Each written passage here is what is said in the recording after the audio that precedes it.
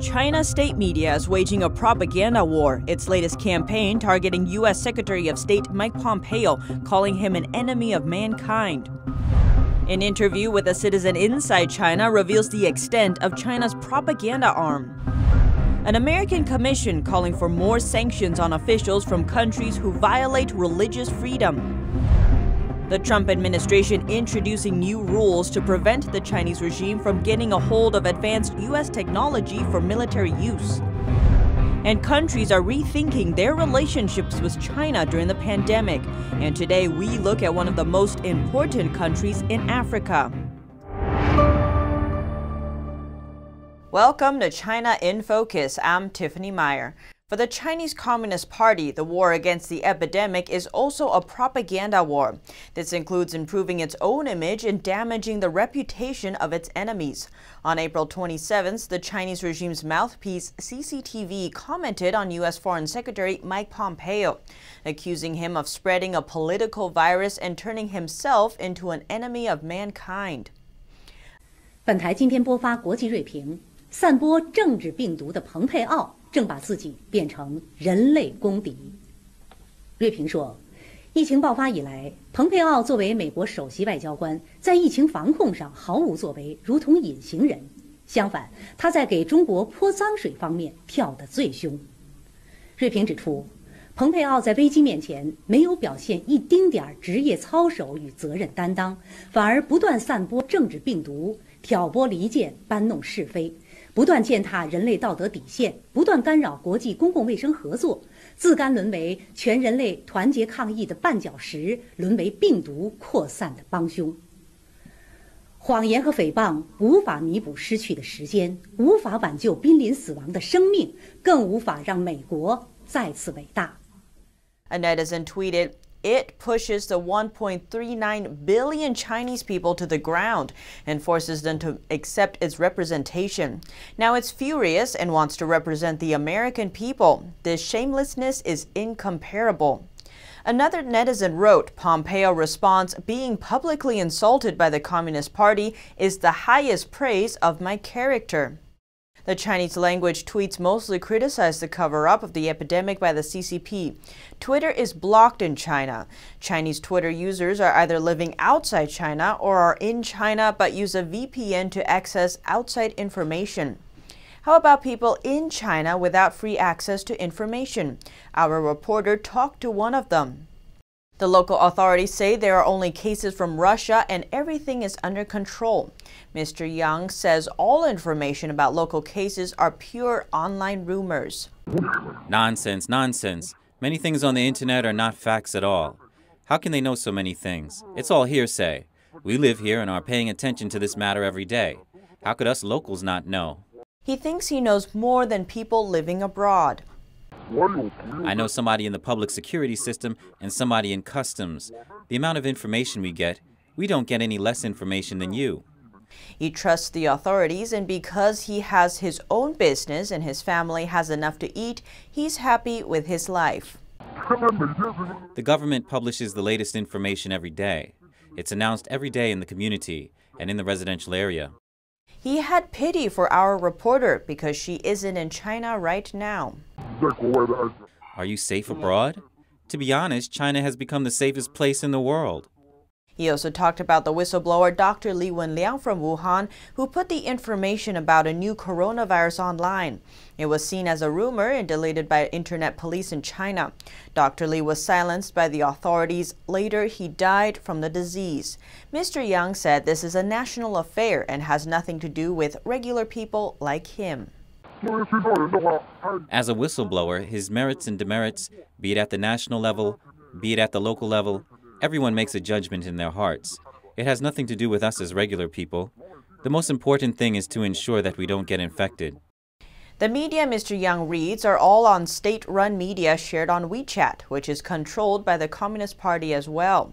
He asked our reporter if what he read on WeChat is true, that a European journalist wanted to protest against the lockdown measure because it restricted his freedom but got infected.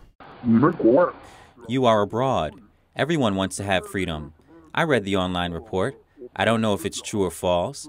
It said a reporter licked the sputum of an infected person. He then got infected himself. Is it true? He believes Chinese people living abroad are having a hard time because of xenophobia. Foreigners are xenophobic. Many Chinese students abroad are abused and beaten when they go out, so they dare not go out. Our reporter told him this is just propaganda. He responded he didn't want or need to know too much. A video from Taiyuan City shows hundreds of people in front of an outpatient department at one of the city's biggest hospitals. It's not yet known why they were gathering there. Internal documents obtained by NTD reveal Beijing is now regulating funeral homes, with many setting up workstations inside hospitals. According to the documents, funeral homes in Beijing will set up mortuary stations in hospitals and provide 24/7 service. 21 state-owned hospitals will work with 5 funeral homes. Many now wonder if the new guidelines point to the regime expecting another outbreak. Documents seen by NTD show a district in Beijing is converting hotels into quarantine centers. Local residents tell us almost all 3-star or higher hotels are being used as quarantine centers. A French politician is calling for an international health tribunal to hold countries accountable for disasters. Guillaume Peltier first proposed the idea in 2018. Now, amid the pandemic, he's updating it.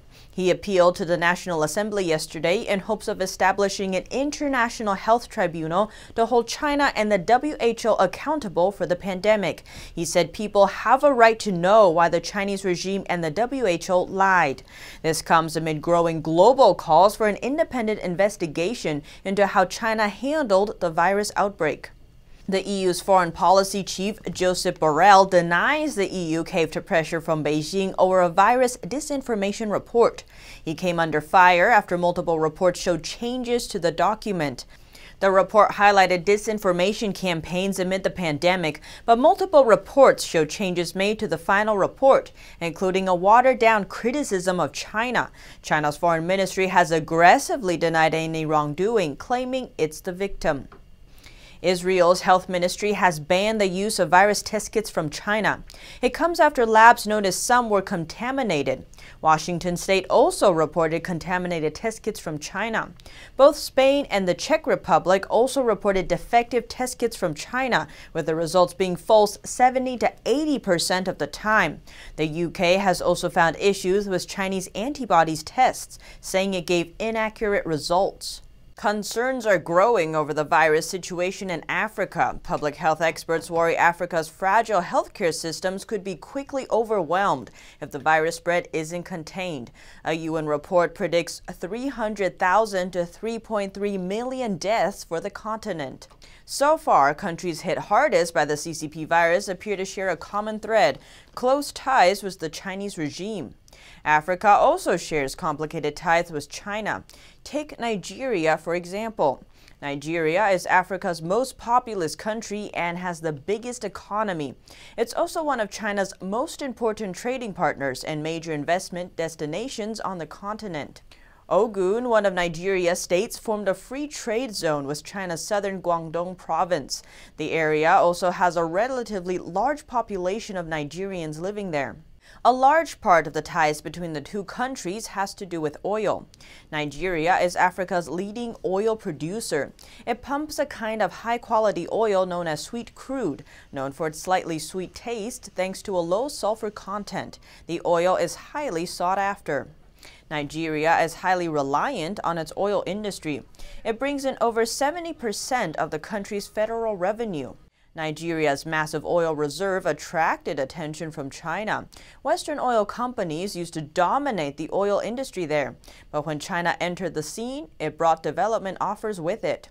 In 2005, PetroChina signed an $800 million deal that imports 30,000 barrels from Nigeria to China on a daily basis for 5 years. The next year, then Chinese leader Hu Jintao visited the country. During his visit, China secured 4 oil drilling licenses. In return, Nigeria's infrastructure would receive $4 billion in Chinese investment. Later, Chinese oil firms were also given preference for oil exploration in Nigeria's Niger Delta region, Africa's most important oil-producing region. And Nigeria's oil reserves are still attracting Chinese interest. In 2019, Chinese investment in Nigeria's oil and gas industry hit $16 billion. Aside from oil, China also financed and built multiple infrastructure projects in Nigeria. But the funding didn't benefit locals, since Chinese companies prefer using their own workers instead of hiring locally. They're not interested in buying locally either. Chinese construction companies ship large quantities of industrial materials from China. Not only that, they also sell the materials to local markets at competitive, low prices. But the competition doesn't end there. In return for oil exports to China, Nigeria imports textiles and other consumer goods from China. The country is now China's second largest export market in Africa. But the flourishing Chinese goods spelled disaster for its domestic economy. Nigerian workers dye their fabric using indigo plants mixed with cooking ashes. Chinese companies can produce almost identical patterns using synthetic dyes and at a much cheaper price point. It's hard for their Nigerian counterparts to compete. Nigeria's textile and apparel industry used to be the second largest in Africa, but within 20 years, employment in the sector plummeted from 600,000 to 20,000. The influx of Chinese goods largely contributed to the sharp decline. Likewise, the New York Times reported a similar drop in Kano, Nigeria's dye pits. That's where cloth is dunked into 6-foot pits of dye to achieve the city's signature blue color. There, employment dropped from nearly 1,500 to 250 in 10 years. In response, textile mills closed down, workers lost their jobs, and residents protested in the streets. They hope to revive the textile sector, now crumbling under the influx of Chinese goods. To handle the chaos, Nigeria's government once again sought help from its largest creditor, China. Last year, the Nigerian government received $2 billion of Chinese investment into its textile industry. China and several other countries continue to violate people's religious freedoms. So an American commission is asking the administration to sanction more officials. NTD's Miguel Moreno has more on their annual report and an additional country that made it into the top tier. A new report from the U.S. Commission on International Religious Freedom says India has allowed nationwide campaigns of harassment and violence against religious minorities like Muslims. Chair Tony Perkins went over why they want the State Department to designate India as a CPC or country of particular concern in an interview with American thought leaders. They're trending in a very problematic and troubling way. We're seeing, we're seeing this systematic, ongoing and egregious violation of religious freedom, both by the state and by non-state entities, that they're allowing it to happen. But there are others, 14 in total. They also want China redesignated as a CPC. One member of the commission said there is no question that China is the world's foremost violator of human rights and religious freedom, and that it cannot be compared to any other country. Chair Perkins mentioned reports of forced organ harvesting. We see Falun Gong, which is another religious minority that is suppressed in China, in fact linked to forced organ harvesting. What I have seen very reliable, that's become big business in China. The U.S. can pressure countries with CPC status with sanctions to get them to change if nothing else can be done through public policies. One of their key recommendations to the administration was to impose more sanctions on officials who participate in religious persecution. Miguel Moreno, NTD News. There were also some improvements, like in Sudan, where a transitional government has allowed for the freedom of belief and worship.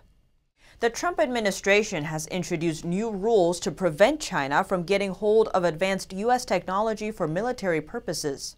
The Trump administration has moved to restrict exports of technology to countries that pose a threat to national security, including China. The move plugs a loophole which allows advanced technology, like semiconductors and sensors, to be exported for civilian use, but actually end up in the hands of a foreign military. Casey Fleming is CEO of Black Ops Partners, a leading U.S. intelligence and security company. We don't want them using our technology and our research and development against us. They can use the technology internally to power their military, but then also to create countermeasures to render ours neutral or useless. The definition of military end user has been expanded to include anyone who supports the operation of the military. This includes Chinese companies whose core business is not related to the military, but has military customers. In these cases, American exporters will need approval to send national security-controlled items to these companies. It's seen as a counter to China's civil-military fusion strategy, which forces private Chinese companies to hand over technology to the military when asked. They strip away technologies and say, hey, look, listen, 80% of this can be used in building the Chinese economy and what we know it as the private sector, but then another 70% or another 60% of that 100% can also be used in developing military. Other countries selling American products will also need approval from the U.S. before sending them to China. President Trump said on Monday the U.S. may seek hundreds of billions in damages from Beijing. The U.S. is currently investigating China's handling of the virus. And we are not happy with China. We are not happy with that whole situation because we believe it could have been stopped at the source, it could have been stopped quickly, and it wouldn't have spread all over the world. He said there are a lot of ways to hold Beijing accountable, and if damages were sought, the amount would be substantial. A reporter brought up the issue of compensation by mentioning a German newspaper editorial. The editorial billed China for about $163 billion in losses to Germany caused by the pandemic. I mean, this is worldwide damage. This is damage to the U.S., but this is damage to the world. Also on Monday, the president unveiled new plans to speed up and expand testing for the CCP virus nationwide. He said the White House Coronavirus Task Force is confident they have enough testing capacity to begin reopening the country. The White House published 2 documents on Monday, which lay out plans to increase testing. The documents give guidance to states on how best to increase testing capacity, establish systems to detect local outbreaks, and conduct contact tracing. President Trump said testing would become one of the country's great assets. The announcement comes as the administration faces pressure to increase testing capacity, seen as key to lifting lockdowns sooner. The U.S. has conducted 5.4 million tests so far. Nearly double the number tested in any other country, more than twice as much as any other country.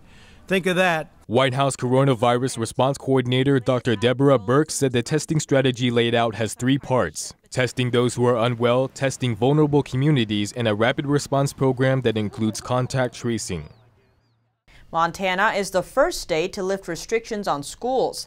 As kids there get ready to reunite, a few states over, Chicago is taking a different road, tightening up despite a court order to relax.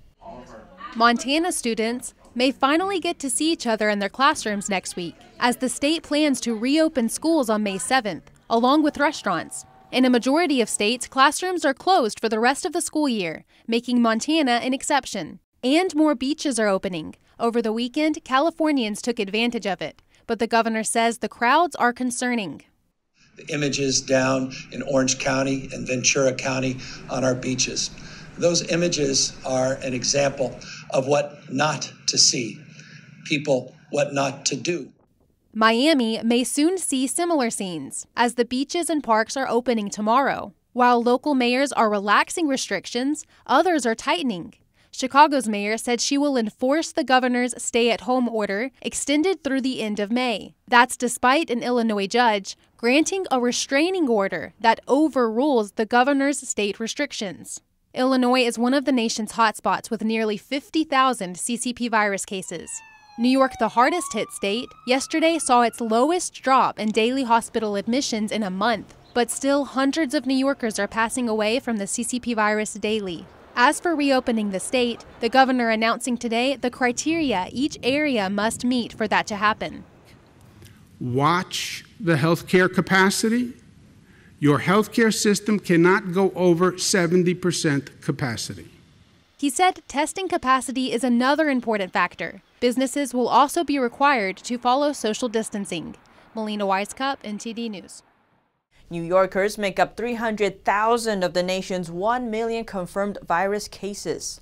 Florida's governor says he'll soon announce his plans to reopen the state. That's according to comments from his meeting in the White House today with President Trump.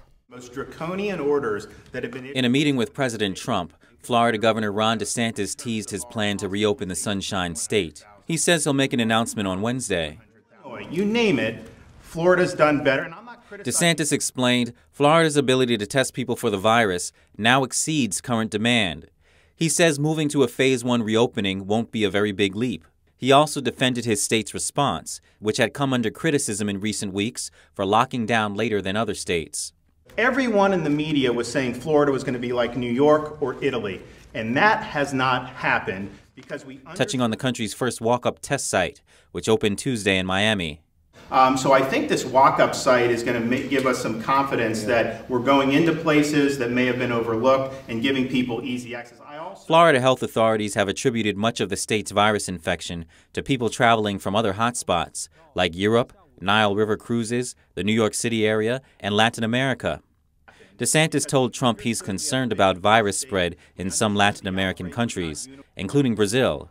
The governor called on airlines to test more passengers before they board. Likewise, the president said he's talking to the airline industry about temperature checks and tests for passengers before their flights.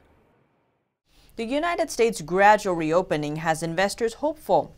A financial expert says it's a great time to invest because stocks are cheap. NTD's Kevin Hogan has more. 5 more states are making moves to reopen their economies, bringing hope to investors.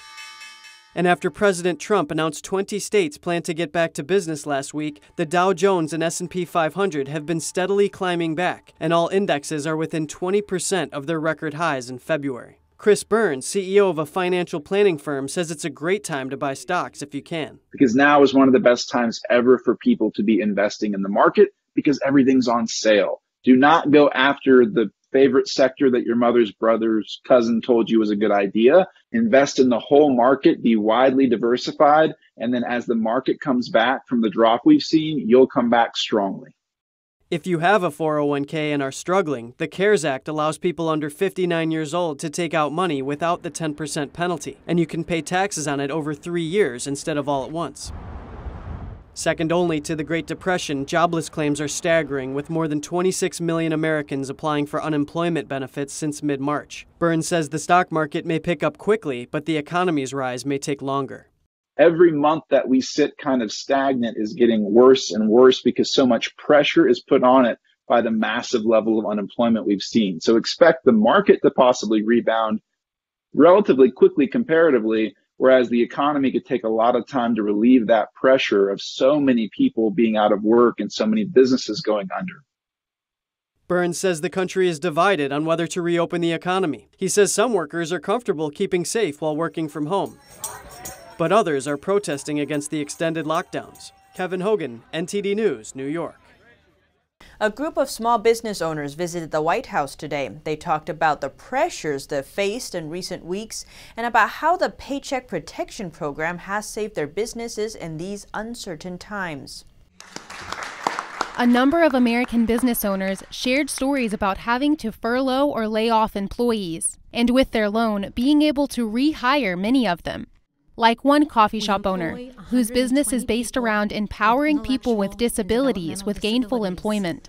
And for most of them, it's their first paying job, which made the decision for us to temporarily close all 5 of our shops especially difficult. She says the Paycheck Protection Program allowed her to rehire all 120 employees. One employee later expressed his gratitude and his hopes for the nation. At B&Bo's, we like to use the phrase called not broken. That means me and all my amazing coworkers are not broken, and we have lots to offer. I know the great country of the United States isn't broken either. The president said we'll see more effects from the program in the coming weeks, adding that the Small Business Administration processed more loans in 14 days than in 14 years. The first round of funding, $340 billion, helping over 1.6 billion small businesses. So that American workers can retain their jobs, receive their paychecks, and help our economy take off quickly once America reopens for business, which is happening right now as we sit. And he says at least $60 billion is reserved for community programs, serving minority and distressed communities. Addressing states' requests for extra funding, Trump said there will need to be more discussion. The problem with the states is we're not looking to recover 25 years of bad management and to give them the money that they lost. That's unfair to other states. Pointing to the issue of sanctuary cities, but said they can talk about funding if it's related to the virus. Melina Weiskup, NTD News. New York is the first state to cancel a presidential primary due to the CCP virus. The Board of Elections deems the primary too risky.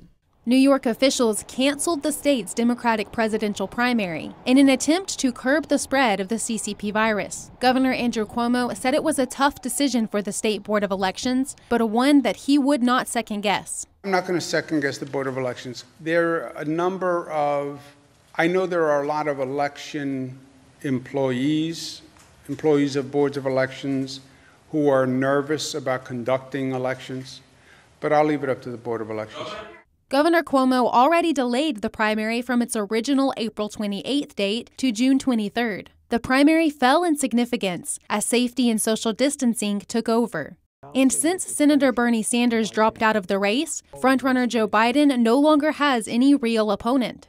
The Board of Elections Democratic co-chairman, Douglas Kellner, said holding the primary would be frivolous. Another member of the board told the New York Times the board decided to cancel to minimize the risk of spreading the virus. Sanders' campaign condemned the decision, saying the Sanders campaign was suspended, not ended. Sanders' advisor reminded the Board of Elections the primary process not only leads to a nominee, but also to the selection of delegates. He said people in every state should have the right to vote for their preference. Walgreens is expanding its drive-through virus testing. Yesterday's announcement follows a similar statement from CVS. Walgreens says it will provide the tests in 49 states plus Puerto Rico. It says it's working with government and health leaders to focus on underserved communities. The goal is to test 50,000 people a day. CVS says it will offer drive-through testing at up to 1,000 locations soon. It hopes to test 1.5 million people a month. And if the UK's death numbers keep rising the way they are now, they may soon surpass all of their neighboring countries. Britain is on track to record one of the worst virus death toll in Europe. The Office of National Statistics says that UK topped 24,000 deaths 9 days ago. Unlike government numbers, their figures include deaths in community settings, like care homes where overall facilities have tripled within a few weeks. The UN World Food Programme is reporting the first disruptions in some food supply chains. Similarly, the WHO appealed for more flight capacity to step up shipments of test and protective equipment. Both issues have surfaced amid greatly reduced international air transportation. Russian President Vladimir Putin is extending the country's non-working period until May 11th. Restrictions were due to be lifted at the end of April, but Putin says the peak of Russia's infections have not yet been reached. The Argentine government extended its ban on all commercial flights. That includes air travel to, from, and even within the country. The ban will remain in place until September. And French Prime Minister is looking to ease lockdown restrictions. He said prevention measures have saved thousands of lives, but now it's time to stave off economic collapse. Lockdowns may be in place, but people are not completely barred from going outside. That means there is still a chance to contract the virus. Two professors from Columbia University have some advice on how to keep the virus from coming home with you. From working at an essential business to running errands, it's virtually impossible for many people to stay at home while under lockdown. But going outside comes with the risk of being contaminated with the coronavirus. Professor Rockaniello says that in order to stay safe, we need to be cautious around surfaces that are being touched regularly and by many people. I would be particularly careful with car doors, elevator buttons, anything that gets a lot of traffic. Door handles are a big one, and they're either a handle or a lever or the push things that we have in so many buildings. According to Professor Morris, people tend to overlook personal items when disinfecting, like their phones. He says that it's good to regularly clean your phone since it is used many times throughout the day. You know, you probably have it in your purse or a pocket where it's not likely to get contaminated, but it is a good idea to keep it clean. In terms of movement, maintaining social distance is most important. If you're jogging, you don't really need to wear a mask. You should stay away from people. You know, if you can stay 6 feet away. You know, some countries have banned jogging, which I think is completely not necessary, because you're not usually jogging next to someone, right? Professor Rockignello also stresses that keeping your hands clean is the best defense against the coronavirus when going outside. A family in Hungary with 10 children explain how they are coping with schools being closed and the country under lockdown. However your life in lockdown is going, spare a thought for the Dube family from Hungary. They have 10 children at home, with an 11th on the way. Now schools are closed, looking after them has become a full-time job in itself. The father is Hungarian ex-world champion canoeist Martin Dube. Our life has changed a lot. As the younger ones were in nursery or school before, now everyone is at home. So we have 10 kids here all day, and keeping them occupied is no small task. Martin and his wife Dora get by with 2 fridges and a freezer and use a 17-seater bus to transport the family around their home city. But the biggest challenge has been homeschooling. 6 of the children, who range in age from 15 years to just 4 months, have been studying at home for weeks. With 6 girls and 4 boys and a 5th boy to be born soon, the couple plans to keep growing the family. I think we would not stop here. If God gives us more children, then we would like to have 1 or 2 more. The Dubes say the lockdown has taught their kids to be more self-reliant and helped bring the family closer together. Here at China in Focus, we dedicate ourselves to bringing you truthful, unbiased reporting. Don't forget to subscribe for the latest updates and see you tomorrow.